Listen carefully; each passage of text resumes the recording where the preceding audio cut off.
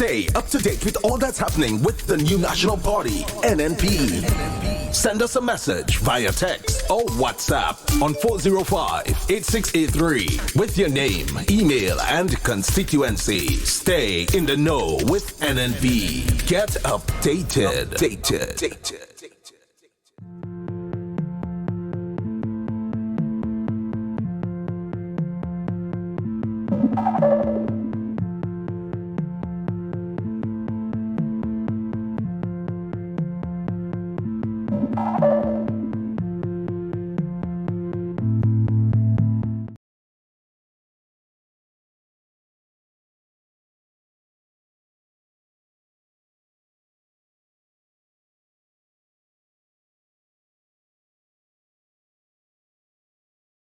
CBI means citizenship by investment. It means persons who are desirous of becoming Grenadian citizens, who don't qualify under the other categories that I'll speak of in a minute, can become citizens of the country by investing in Grenada. You see, there are various ways you can become a citizen. You can become a citizen by birth. You can become a citizen by descendant. For example, mothers, grandmothers can apply for their kids. Or you can become a citizen by investing a substantial amount in our economy to help our development. Now, CBI programs, called by other names, exist in the United Kingdom, United States, and Canada. I remember when I was in Canada in the 1990s when Hong Kong was going back to China, many Chinese became Canadian citizens through investing in Canada. In the US, you have programs where you can invest maybe $500,000 or some other amount and become a citizen. So you become a citizen of the country. In the US, you don't become a citizen, you may become a resident of some sort. But in Grenada, we have, as in other Caribbean countries, as in many European countries, persons who are desirous of becoming citizens of other countries besides the one that they were previously citizens of can invest in Grenada and become citizens. In our case, you have two ways in which you can do it. You can apply under Section 10 of the Act, which says you invest a certain amount. I think it would be in the region of $200,000 US, $500,000 EC, and that's an investment directly to the government. Or you can invest in one of the projects that the CBI has approved. So you have Kiwana Bay, you have the Leverer project, you have the Range project in St. David's. In fact, we are getting 2 hotels in St. David's now, a Six Sense Hotel, which is a high brand, and the Intercontinental, which is another high brand, through people coming and invest in the projects and becoming Grenadian citizens. So that is CBI. It's used in many countries in the world, as I said, including the United States, United Kingdom, Malta, Moldova. Countries all over the world have the CBI programs through which they attract investment into the country through persons who are desirous of becoming citizens. Minister, just explain a little bit more. One of the benefits is getting a passport. Does that passport allow them to have all the rights and privileges as a regular citizen? When you become a citizen of Grenada, yes, you have rights and privileges of a Grenadian.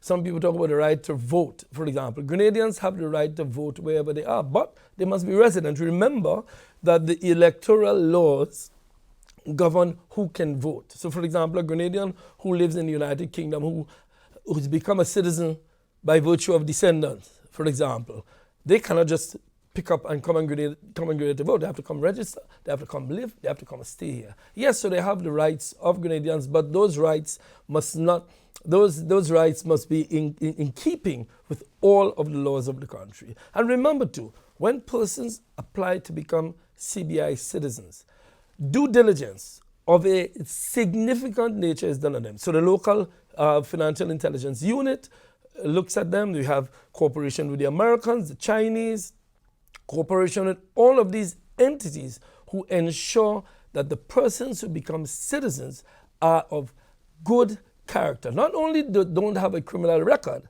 but they have good character. So that is done initially if, of course, they violate any laws subsequent to becoming a citizen.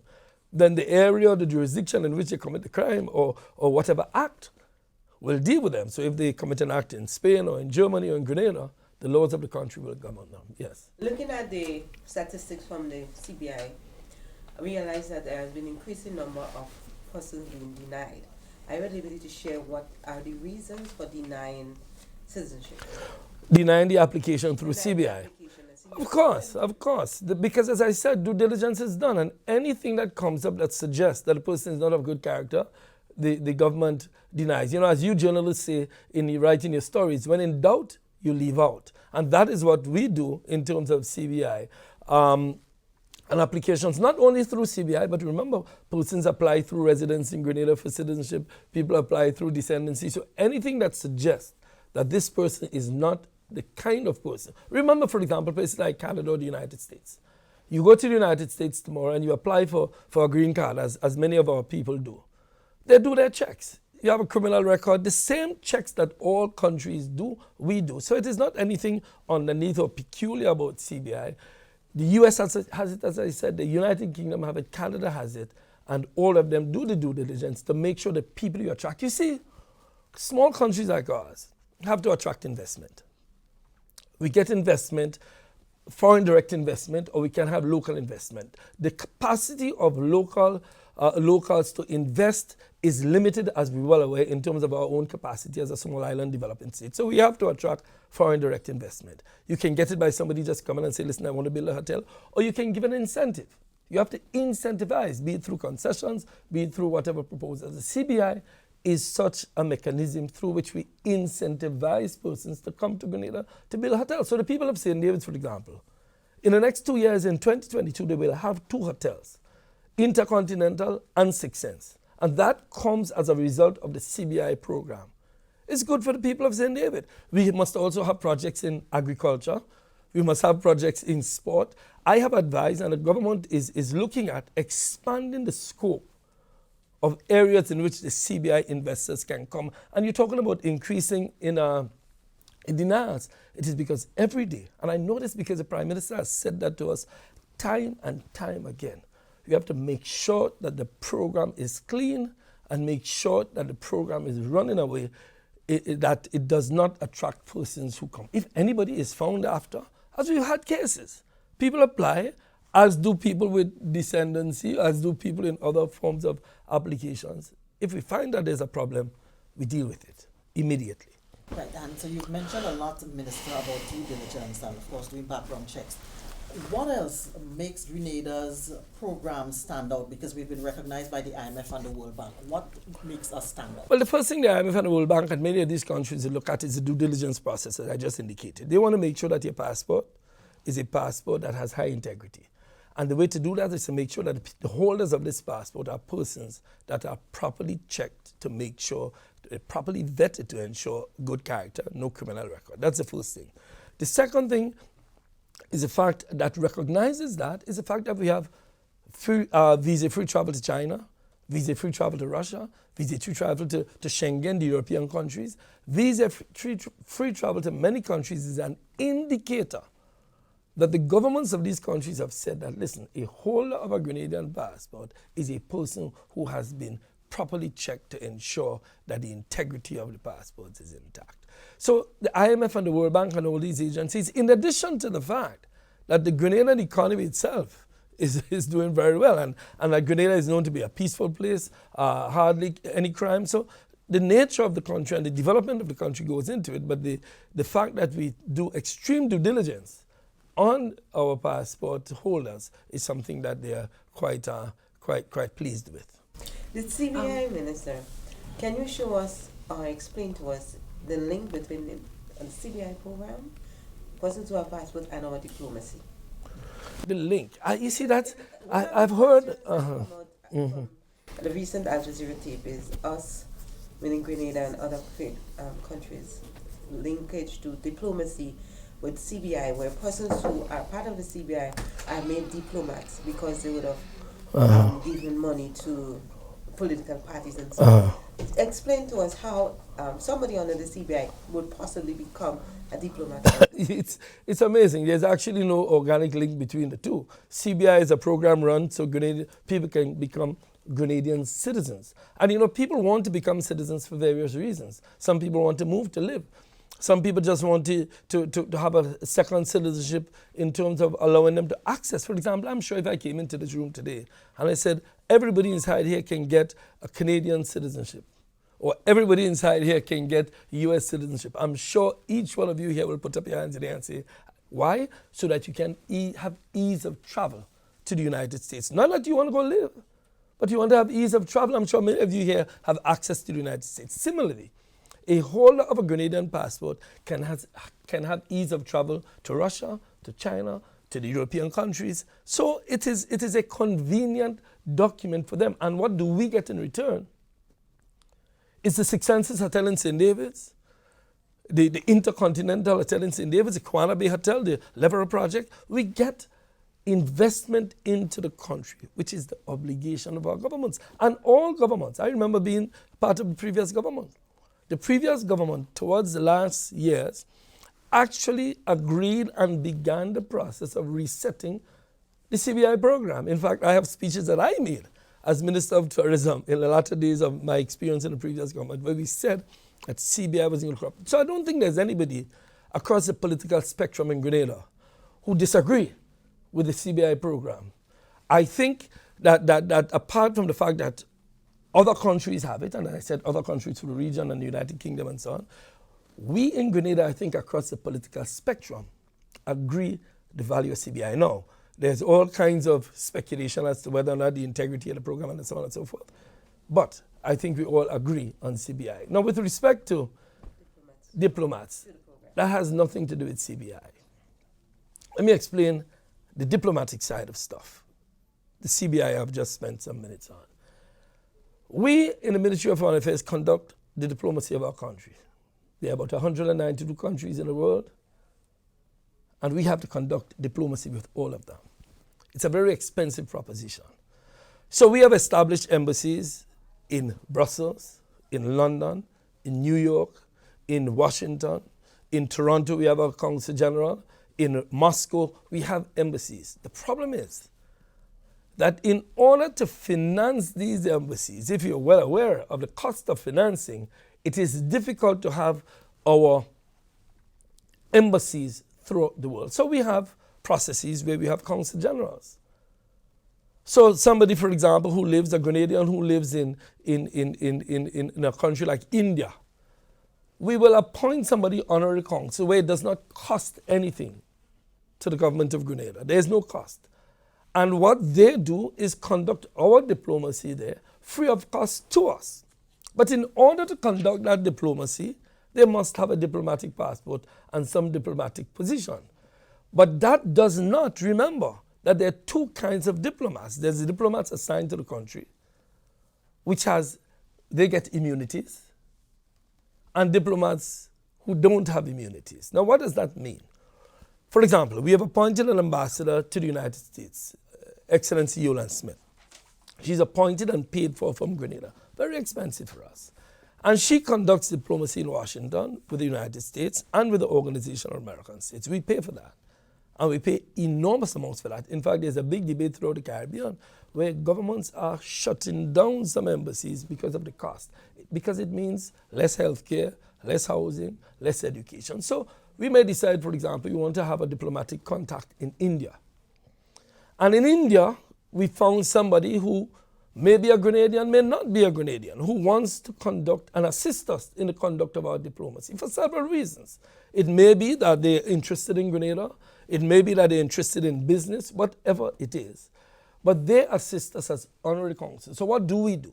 We provide them with a diplomatic passport so they have access to the halls of power within India. So we get our diplomacy done, and they get, in return, a diplomatic passport in order to do that. There is nothing untoward about that. In fact, all countries in the world conduct their diplomacy in that way. So the issuance of diplomatic passports to honorary consuls, to trade consulars, to all of these persons has nothing to do, one, with CBI, and it has nothing to do with the government doing any sale of anything.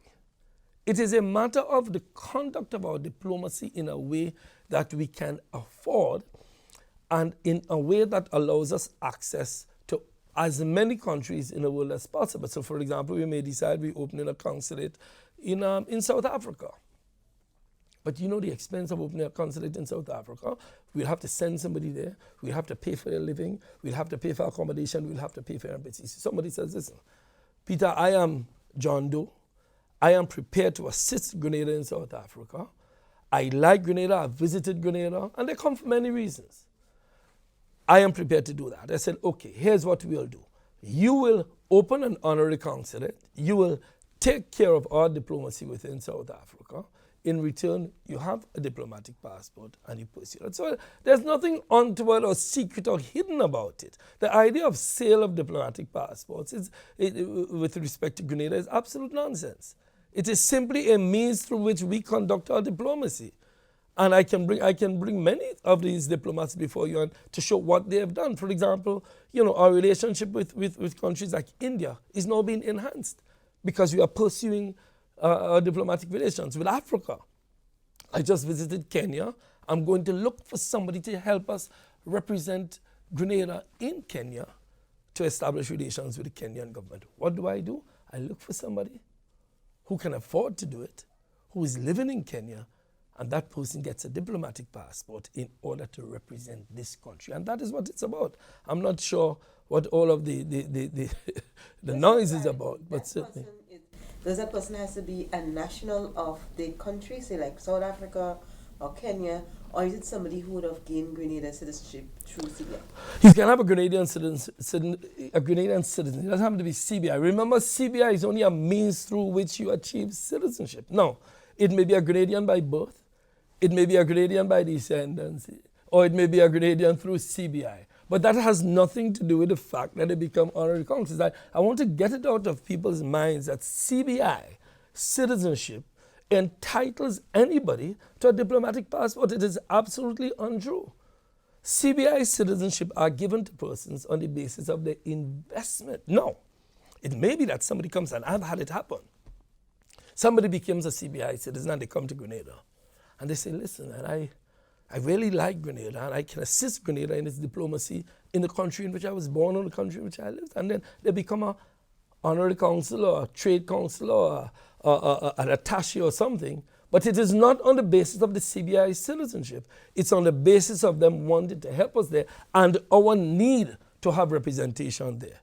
So we have representatives in these countries who are Grenadian citizens regardless of how they acquire the citizenship. But there is no link between CBI and diplomacy. Absolutely. One of the statements coming out of the Al Jazeera report said, Grenada's diplomatic choices do not seem to conform to the spirit of the Vienna Convention that ambassadors should be nationals and full-time diplomats. What do you respond to that?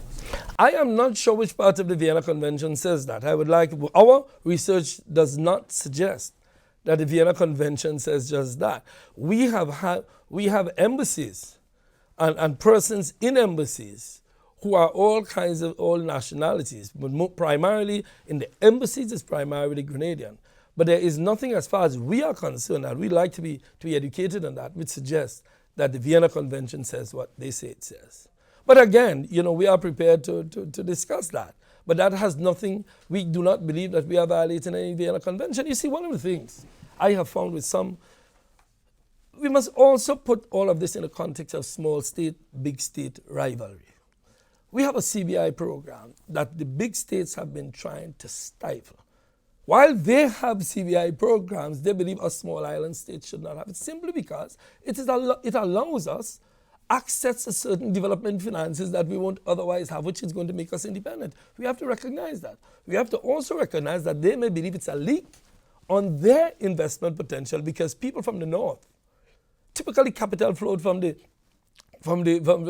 south to the north. Now capital is flowing down to the south, meaning to small island developing states. And some people in Europe, some people in the United States, some people in the United Kingdom would love to see us shut down our CBI program so we become less independent. And it is that kind of thinking that is causing some people to issue the kinds of propaganda that is taking place. And as I said in Grenada, all of our governments have been seeking foreign direct investment. You do remember the issue in the previous government of which I was a member, CWANG? You remember the CWANG? It was an attempt by the NDC to try to attract direct investment from Taiwan. Now, my position on that, I was reluctant on it because it would affect our diplomacy between Grenada and China because they were going to Taiwan. But it was an effort on their part to attract investment. It fell through. Some people got locked up in Taiwan for it, and that's pitiful. But it was an attempt by the previous government to attract investment. And that is the duty of these countries, because as governments, people come to us every day. I was in my constituency yesterday. People want housing. People want education. People want healthcare. We have to find investment that brings it in. Now, sometimes, as in the case of the NDC with Siwang, they tried something and it didn't work out. That happens. That happens, that you try 10 things as individuals. It happens that sometimes we try an investment, we try a business and it doesn't work out. But it's a genuine, well-meaning effort to attract investment to help our people. I see people talking about, well, this project didn't work, but let's talk about the project that worked.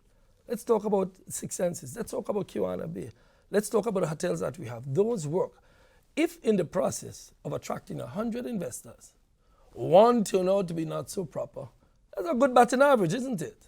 It's a good batting average. So we do our best, and the Prime Minister says every time we meet on CBI, our Prime Minister says make sure that we ensure that all of the persons who are applying do go through the rigorous investigations that are required. And similarly with CBI.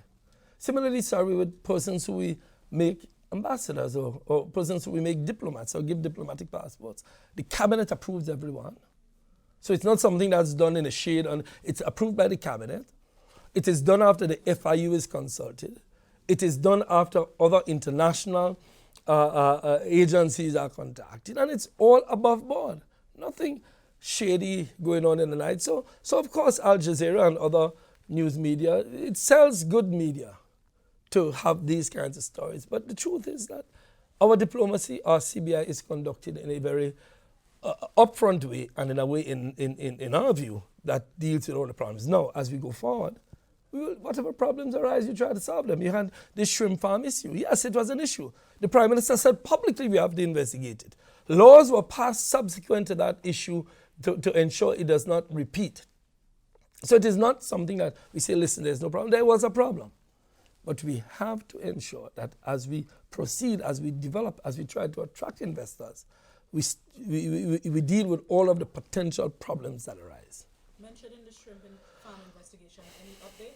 I don't have any update. I know the Prime Minister is in touch with the agencies that are doing it. I don't have any detailed update. The Prime Minister himself will make an announcement when that is found out. But again, we recognize that there were difficulties with it. We recognize, but the idea it was a Prime Minister's investment. He's going to deal with that issue of people alleging that he has investment there. He's going to consult on that with his legal people. But for us, it was an example of one of the problems that we have to solve in developing a truly rigorous due diligence process in bringing in these investors. Minister, how does the whole issue of immunity and all that tie into everything? Immunity. Okay, that's a big issue. Immunity. The fact that somebody has a diplomatic passport does not give them immunity from anything.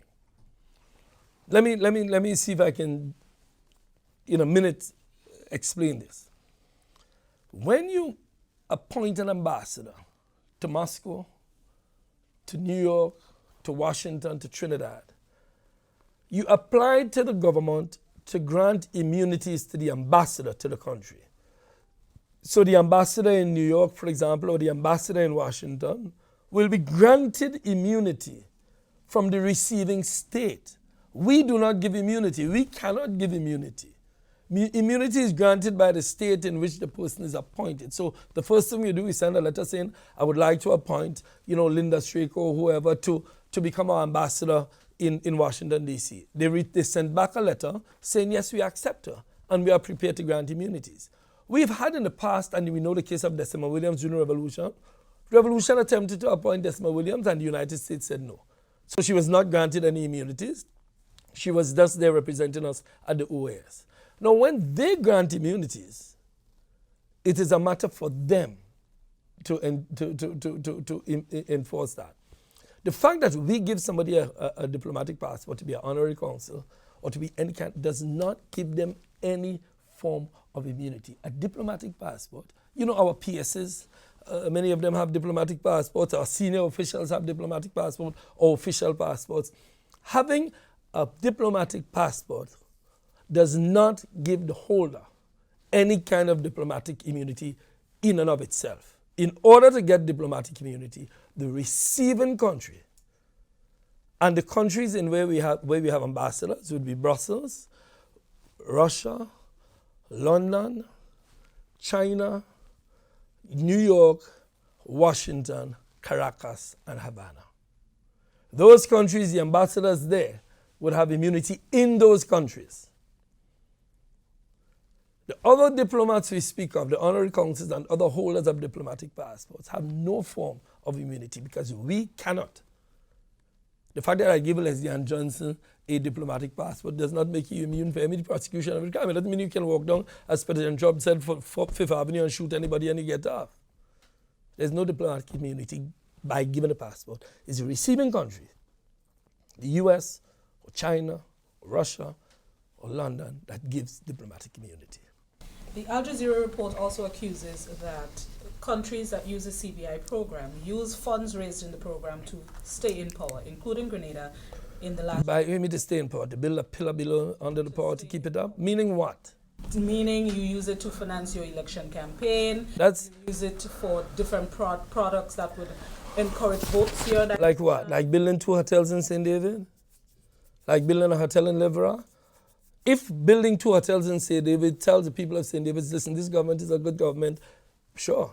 But certainly, all of the CBI funds goes through the Treasury, and you can ask the CBI for accountable money, all the money. It is a program, and as I said, the previous government accepted CBI. Nobody can't go and take CBI money. You see, people believe running government is like a pankwai. There are rules, and the CBI, either the donation money, which goes through Section 10, or the Section 11 money, is monitored in accounts by the government. So no, the short answer to the question, that is highly impossible for that to happen. Now, if Al Jazeera is saying that the CBI program helps develop the country, helps us build schools, helps us build hospitals and health care, and helps us build hotels and give jobs to people, and as such the government is re-elected, tell Al Jazeera I plead guilty. Because the fact is that yes, it helps develop the country, but it is not, CBI money cannot be taken by Prime Minister Mitchell or any minister of government, because it goes into the Treasury and the accounting is given for how the money is used. The developers who develop these hotels, they are the ones who receive the bulk of the money to develop the hotel. And that money is accounted for in an escrow account being held by local banks. So, no, the short answer, my dear, is that no, that's just wild, crazy propaganda.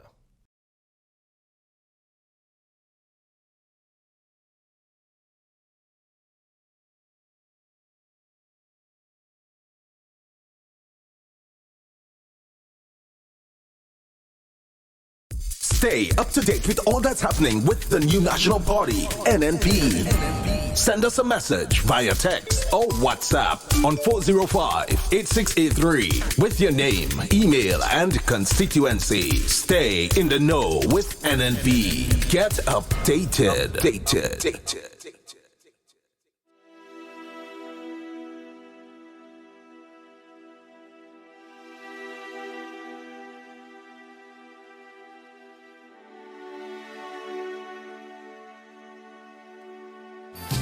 I love my Grenada, my homeland forever. Sing the chorus louder, tell them about Grenada, the land of my grandfather. She will always prosper. Oh, my Grenada, land of peace and culture. Pure Grenada, the small but beautiful and unspoiled tri-island state of Grenada, Carriacou and Petite Martinique, is located in the Caribbean with a population of just about 100,000 people. Led by Eric Matthew Gary, Grenada got its independence in 1974 from Great Britain and had 7 prime ministers since independence. Keith Mitchell is the country's sitting prime minister and is also the longest-serving prime minister in Grenada's history. He is described as one of the most visionary, respected, and accomplished leaders in the world. The large majority of Grenadians are happy with his leadership, and in 3 national elections, the people have voted and gave his party an unprecedented clean sweep at the polls.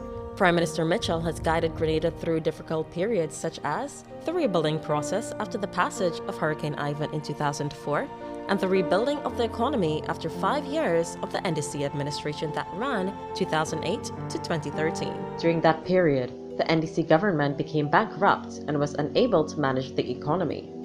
They had to resort to selling multiple government properties to the NIS to pay salaries of public workers. At no time during that period was any public officer able to get an increase in salary or increments owed to them. The NDC government was plagued with infighting and scandal. After just 2 years in office, the NNP government paid public officers increases and increments owed to them for the period 2009 to 2012 to the tune of $58 million. An additional 10% increase in salaries was paid for the period 2017 to 2019. A total of over $110 million was paid during these periods. Officers have been relieved from financial uncertainty as they have been receiving salaries on time every month thereafter. With support from social partners, government was also able to successfully implement a 3-year homegrown structural adjustment program. As a result of this remarkable leadership and ability to manage the economy, the World Bank, in 2018, recognized Prime Minister Mitchell as the most outstanding finance minister in the region. The country continues to move on an impressive upward trajectory and is promoted as a model destination and economy not merely in a regional but international basis, as investors have been finding Grenada to be a safe, peaceful, and excellent climate to do business. But how is the NNP government seen locally? The party has been branded by the majority as a party for all that has transformed the economic landscape of the country while providing for the social needs of ordinary people, especially the poor and vulnerable. This social approach of the government has been attacked and labeled by the NDC for the needy and greedy. Although this labeling has angered many Grenadians across party lines and has attempted to sow seeds of discord among various socio-economic groupings, the NNP has remained steadfast in its philosophy and continues to support the poor and vulnerable. Over the last 7 years, over $70 million was spent on house repair. Additionally, 353 housing units were distributed to families throughout Grenada, and 647 more are currently under construction. Hundreds of scholarships are granted every year as a strategy to lift families out of poverty and to empower them. That is why the government spends more than $50 million every year to support Grenadian students studying at universities in Grenada and abroad. As a means of providing further support to families, government paid out over $17 million through the SEED program to assist parents to support their children's education and to meet the basic needs of senior citizens. The government plans to further expand its social programs in 2020 so more people can benefit. To be able to sustain these social programs while at the same time investing in major capital projects such as road enhancement and community development initiatives, government has adopted a multifaceted approach to raise revenue. One such means is the Citizens by Investment program, which has led to significant investment opportunities. This has had a ripple effect, resulting in thousands of jobs for locals and increased business for local companies. It has also reduced the need for increased taxes. In addition to the many projects already started, such as the Silver Sands Hotel, which opened about a year ago, at least 4 more hotels are earmarked to start construction work in St. Patrick's and St. David's. Projects that will rebound to significant benefits for people in the rural parishes, including farmers, fishermen, and the unemployed.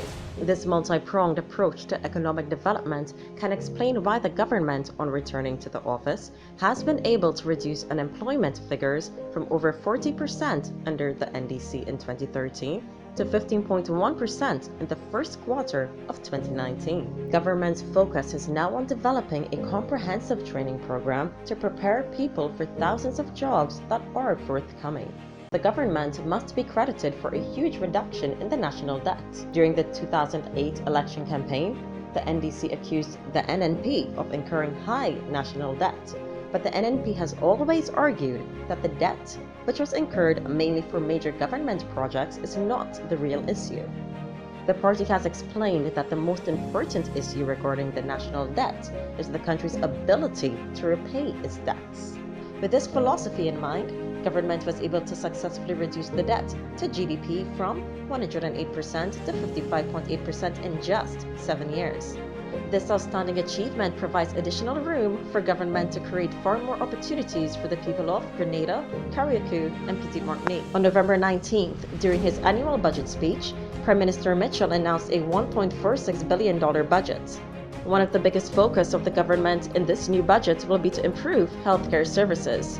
Already, millions have been committed to a national health insurance initiative, and JIPA, a US-based company led by a Grenadian, Dr. Castroned, was contracted to lead the process. Responding to a recent video created by a foreign company, coordinated and marketed by opposition elements in Grenada, with the intention to destroy the reputation of Prime Minister Mitchell and to destabilize the government, key supporters of the ruling party say that it is unfortunate that opposition elements in the country will choose to put selfish ambitions and party politics before country, going out of the way to discredit the country internationally with lies and rumors. But Prime Minister Mitchell says his focus now is on building Grenada and providing opportunities for the people, and as a result, he will not allow himself to be drawn into an opposition's strategy aimed at derailing the success of the country.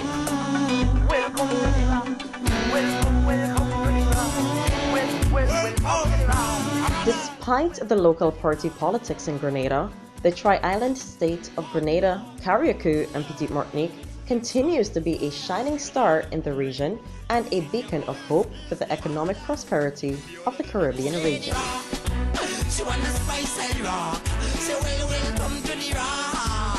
She love the spice and rock. Oh, the rock.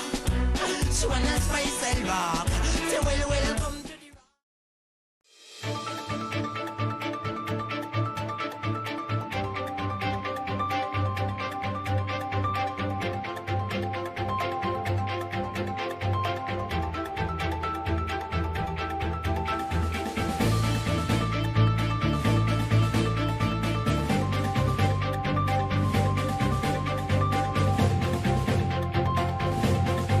Foreign Affairs Minister says Grenada's policy governing diplomatic appointments remains consistent with international norms. We'll have details to this story and more in the National Report.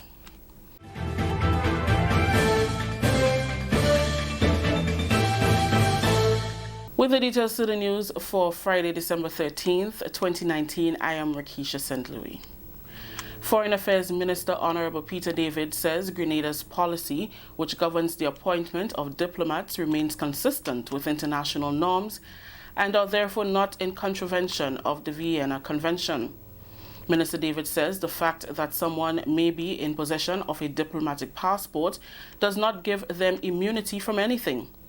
The only appointments that are subject to diplomatic immunity according to the Vienna Convention on Diplomatic Relations are officials who are accredited by the receiving state. Minister David explained the process during an interview with some members of the media on Friday. The fact that we give somebody a diplomatic passport to be an honorary consul or to be any kind does not give them any form of immunity. A diplomatic passport, you know, our PSs, many of them have diplomatic passports, our senior officials have diplomatic passports or official passports. Having a diplomatic passport does not give the holder any kind of diplomatic immunity in and of itself. In order to get diplomatic immunity, the receiving country and the countries in where we have ambassadors would be Brussels, Russia, London, China, New York, Washington, Caracas, and Havana. Those countries, the ambassadors there would have immunity in those countries.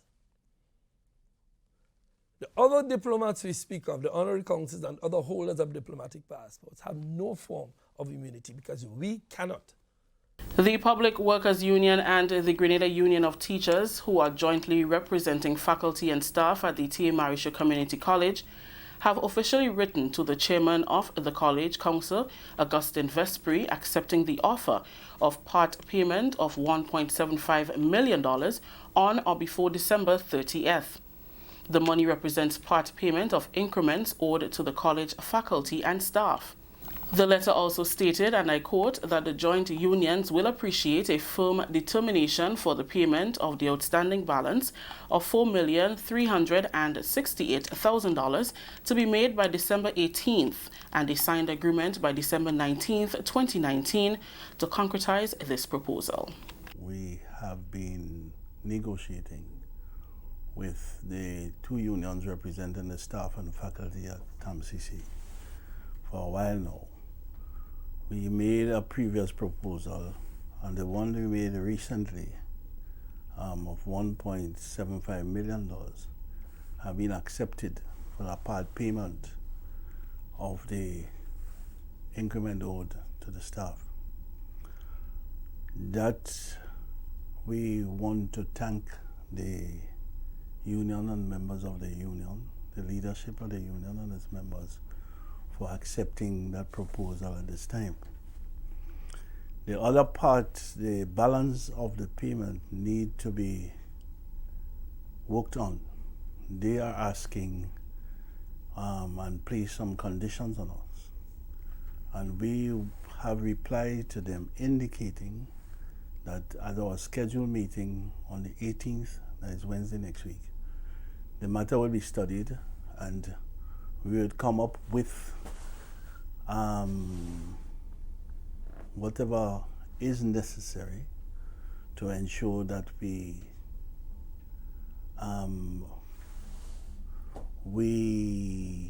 realize our commitment to the staff. Mr. Vespri says both parties are still in negotiations and the proposal will be discussed with the council members when they meet next Wednesday, December 18th. He says the council's December 18th meeting was already scheduled prior to the receipt of the proposal from the joint unions of PWU and GUT. We are still in negotiation. Obviously, we would state our position if it comes to that. And we would study their conditions that they want with respect to the balance of the payment. We'll do that. And then whatever negotiated agreement, we'll be able to commit to it. But from where the council sits at this moment, do you think it's one that you will be able to work out, or? Well, I think so, because we have been able to work out this first stage of the increment. So I don't think it would be impossible to continue working and realizing an amicable solution to the increment problem. The council, he says, is committed to the payment of the increments in question. This is the National Report. We'll have more news after the break. Did you join the public service on or after February 22nd, 1985 and have since retired? This might be important to you. Government understands that the NIS pension may be insufficient to take care of your needs. So, while it awaits the court's ruling on the matter of pension for public officers, government has taken action to protect your quality of life so that you can take care of your needs in the meantime. Persons who joined the public service on or after February 22nd, 1985 and serve continuously in an established position for a minimum 26 years and 8 months and retired at age 60 may be eligible to receive an advance payment, which when combined with NIS represents 70% of their last salary. For more information, call or visit the Pension Secretariat in the Department of Public Administration, Ministerial Complex, 440-3767. Welcome back. New gas detectors donated by the government and people of Japan will change the response strategy of the RGPF's fire department. The department on Friday displayed items that were donated by the Japanese government and the fire department of Canada in November. Sergeant Adrian Pantru said that the gas detectors are timely and much needed to enhance the department's execution. They can be used in confined spaces for arson investigation, leak detection, and landfill monitoring. These gas detectors has the capacity to detect gases such as carbon monoxide, hydrogen sulfide, and as it relates to toxic gases, we speak in things like ammonia, chlorine, hydrogen cyanide, nitrogen dioxide, sulfur dioxide, and methane. As it stands presently, without the gas detectors, as firefighters, when we go out to most of these scenes, we are going in blindly. We go in on faith because we are not able to determine the level of these gases that we have in the environment. In most instances, we will just use our self-contained breathing apparatus to deal with those situations. However, with the inclusion now of these gas detectors to our toolkit as it relates to firefighting, we'll be able to detect these gases, and then we'll be able to, in a better position to deal with those emergencies. Sergeant Panchu says officers in the department will be trained to use the equipment. Come next Tuesday, the 17th of December 2019, we will be receiving training from the company Pendec, which is Pro Engineering Design Consultant, who is the regional agent for these gas detectors. And they will be coming here to Grenada to provide some training for members of the fire department. It would be more so the trainers, where we would have a number of persons from the fire department being trained, but these persons in turn would train all the members so that who is on duty at the point in time that we might get an emergency, they'll be able to go out and use those detectors. He stressed the need for Grenadians to adopt a culture of developing a home emergency plan. This plan will prepare families in the event of a fire. That is something that a lot of persons do not have in place. You go to work every day and you have a work emergency plan, you do fire drills and so forth. But who are more dear to you? Yes, your co-workers might be there, but your family at home, your children, right? They are most dear to you. So you need to have a home emergency plan, and you need to actually have drills at home. Let your children know exactly what they should do. If they get up in the middle of the night and the house is filled with smoke, how do they get out?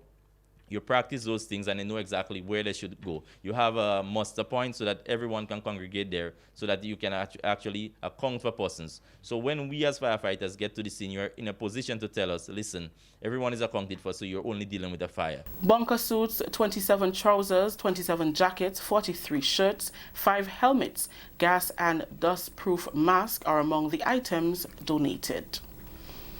Finally, in the news, a team from the Ministry of Infrastructure Development moved swiftly on Thursday to clear a landslide in the Granatang area caused by heavy rains. The ministry team worked with officials from the fire department and FLO, who helped to facilitate the smooth flow of traffic. The landslide occurred as a result of heavy rains on Thursday. That story just ended the national report for today, Friday, December 13th. Let's recap the top story. Foreign Affairs Minister says Grenada's policy governing diplomatic appointments remains consistent with international norms. On behalf of the entire news team here at the Government Information Service, I am Rakisha St. Louis saying thank you for joining us. Until next time.